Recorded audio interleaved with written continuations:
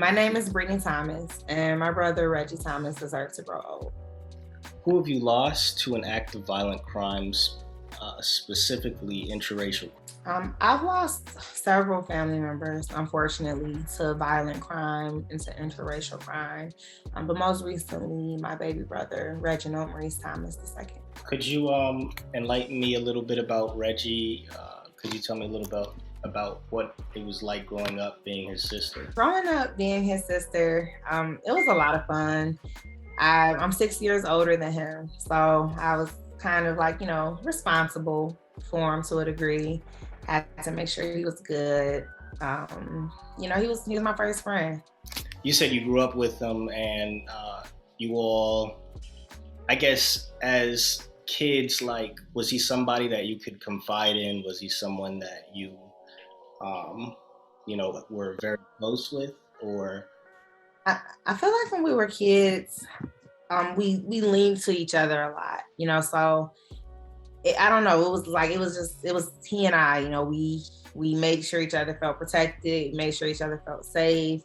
We were siblings, so, we would do things like racing to see who could sit in the front seat or who, gets to control the radio, stuff that siblings get to do. But then we also spent a lot of time just like in our backyard playing together. One of my favorite childhood memories, after our parents would go to bed, I'd be like, let's go sleep in mama and daddy room. And I'll grab some blankets and he'll get some blankets and he'll be right behind me and we'll go in my parents' room and make a little pallet. And they'll wake up like, what y'all doing in here? But it's like, whatever I was saying to do, he was right behind me, like, let's do it. So with the passing of Reggie, could you give me details about how it's impacted the family, things that you've noticed? It's been a lot. It's been 4 months, or just shy of 4 months. And you asked about some of the things that I've noticed. Aside from going through the early stages of grief, which is what we are all experiencing, I have 2 young nephews, 2 years and 5 years, and they miss their dad. They miss their dad. My brother was a very active father. He was with them all the time. They were just always with their dad, always, at home with their dad. So they miss home. A lot has changed. The home that they were used to, the home that they had with their dad is gone. So they're adjusting to being in a new home now. Rituals like going to get their hair cut, with their dad has changed. My family feels the loss of it. It's just, it's honestly, it's just a domino effect. It's at every level, even down to things you don't think about. My mom has a dog that we've had forever, and she had made a comment last week like, I know she misses Reggie because nobody, gave her the type of love and excitement Reggie gave. He had just let her lick his whole head and, just hug on her and stuff. And it's like, I'm sure she does miss Reggie. Like, man, I didn't even think about how much our dog, will miss his presence. So, it's just at every level. With Reggie and how, you're showing or describing him as being somebody that really everybody loved his presence. He clearly had a strong impact on everyone he was around. I'm wondering, in terms of coping, what are some ways? You're saying that you're in the early stages, and it's been about 4 months. A lot of people don't really realize the cycle of grief and how long is it naturally supposed to last. What are some ways to healthily, work on your grief? If you could kind of give me some examples of that. Well, so it's interesting because I am I'm a psychotherapist by trade.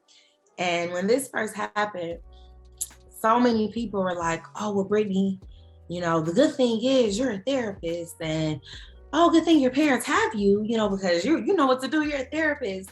And it was like, Brittney, the psychotherapist, is not who lost her brother. Like, it's, it's Britt. Like, Britt is who lost her brother. So even dealing with this type of grief, sure, I know the textbook answers of what to do. And I will say that I think that, having that knowledge has helped, but for anybody who is experiencing grief, there is no standard, 1, 2, 3, 4, 5, 6, 7 steps.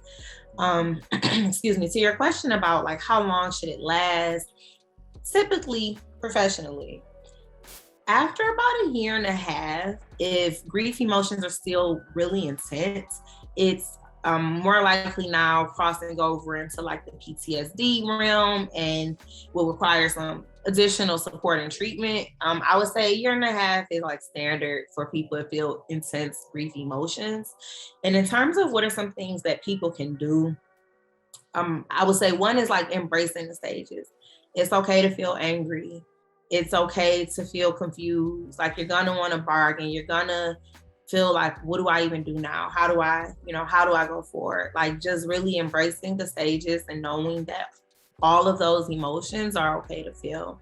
I think another thing that's helpful is identifying a support system and leaning on them and saying like, I'm having a tough time. Like this is difficult. I really need support right now.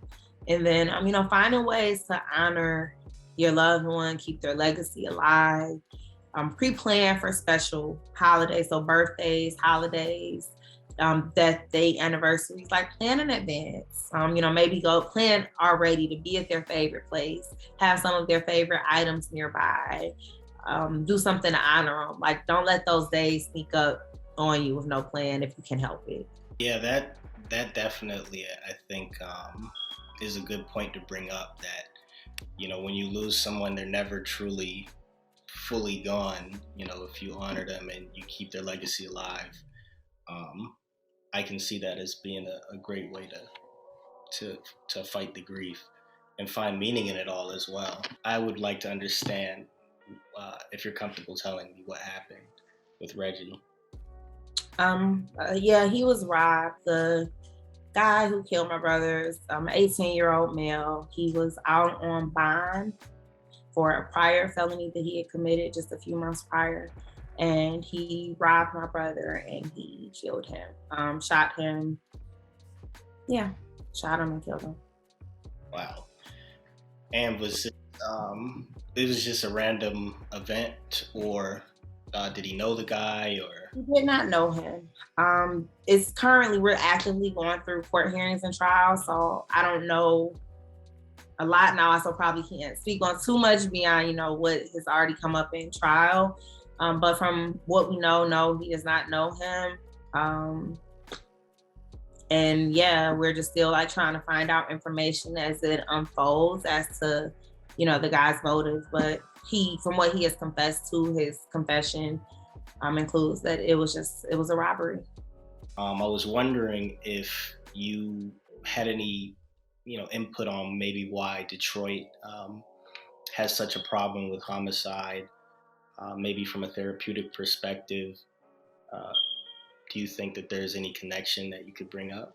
Yeah, so when I think of, violent crimes, it's an inner city problem. It's a global problem, but it's shown most in inner cities or areas that have higher rates of like poverty or less access.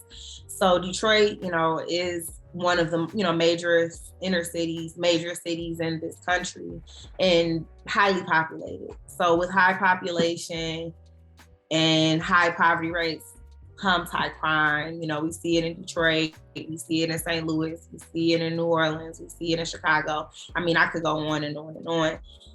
But speaking of Detroit and all other inner cities, I just think it's different ways to look at it. We have like the micro level and then we have macro level.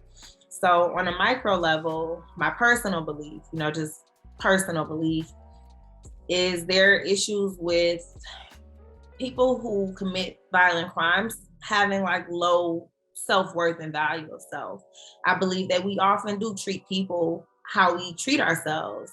And if a person doesn't value their own life, doesn't see themselves as valuable, doesn't have a sense of family, a sense of loving and being loved, a sense of community, they won't maybe think twice about taking someone's life because they don't see life as valuable, because they don't feel their life is valuable. On a macro level, we're looking at lack of jobs, lack of money, lack of